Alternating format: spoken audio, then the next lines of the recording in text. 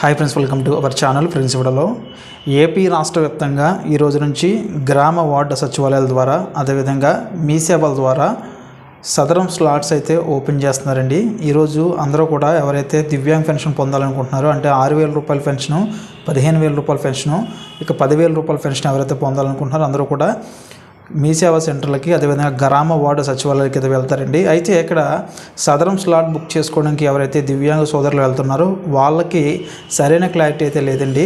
ఇక్కడ ఏమేమి డాక్యుమెంట్ పట్టుకుంటూ వెళ్ళాలి, ఏ విధంగా ఈ యొక్క సదరం సర్టిఫికేట్ అనేది మనకు వస్తుంది, సదరం సర్టిఫికేట్లో ఏ విధంగా ఉంటే మనకి ఎంత పెన్షన్ ప్రభుత్వం శాంక్షన్ చేస్తుందనే దానిపైన సరైన క్లారిటీ అయితే లేదు.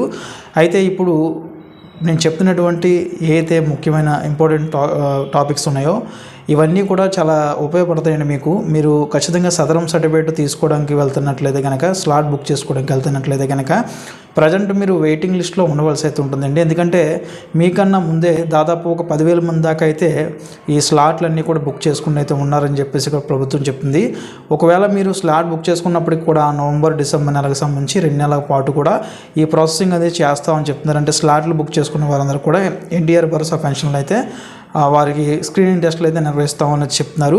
అయితే మీరు గ్రామ వార్డు సచివాలయాల ద్వారా ఈ యొక్క సదరం స్లాట్ బుక్ చేసుకోవచ్చు. మీ సేవా సెంటర్ల ద్వారా సదరం స్లాట్ అనేది బుక్ చేసుకోవచ్చు. స్లాట్ బుక్ చేసుకునే టైంలో మీ దగ్గర ఉన్నటువంటి ప్రూఫ్స్ అన్నీ కూడా పట్టుకెళ్ళాలి. అంటే మీ యొక్క మెడికల్ బిల్స్ ఏవైతే ఉంటాయో అవి, అదేవిధంగా దీంతో పాటు మీ యొక్క Aadhaar card, white ration card ఇవన్నీ కూడా పట్టుకుండి మీరు గ్రామ వార్డు సచివాలయాలకు అయితే వెళ్ళవలసి అయితే ఉంటుందండి. అక్కడ వెళ్ళిన తర్వాత మీరు స్లాట్ బుక్ చేసుకోవాల్సి అయితే ఉంటుంది. స్లాట్ బుక్ చేసుకున్న తర్వాత పలానా స్లాట్కి మీకు పలానా ఏరియా హాస్పిటల్లో మీకైతే డేటు టైము కూడా వాళ్ళైతే ఇస్తారండి. ఇచ్చిన తర్వాత మీరైతే సదరు హాస్పిటల్కి అయితే ఆ తేదీన ఆ డేట్లో మీరు వెళ్ళినట్లయితే కనుక మీకు డాక్టర్ గారు వచ్చిన తర్వాత మీకు మీ పరీక్షలు అయితే చేసి అక్కడైతే మీకు రిపోర్ట్ అయితే రావడం అయితే జరుగుతుంది. ఆ రిపోర్ట్ ఆధారంగా తర్వాత డిఎంహెచ్ఓ ఆఫీస్ నుంచి తర్వాత గ్రామ వార్డు సచివాలయాల ద్వారా అదేవిధంగా డిఎంహెచ్ఓ ఆఫీస్లో అప్రూవల్ పొందిన తర్వాత మీకు సదరం సర్టిఫికేట్ అనేది మీ చేతులకి అయితే అందుతుందండి.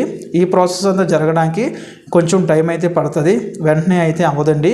ఇక్కడ మీరు సదరం స్లాట్ బుక్ చేసుకున్న తర్వాత మీకు డేట్ అలాట్ అయిన తర్వాత, టైం అలాట్ అయిన తర్వాత ఆ రెండు కూడా మీరైతే గుర్తుపెట్టుకొని మీరైతే స్క్రీనింగ్ టెస్ట్లకి ఖచ్చితంగా హాస్పిటల్కి అయితే వెళ్ళవలసి అయితే ఉంటుందండి.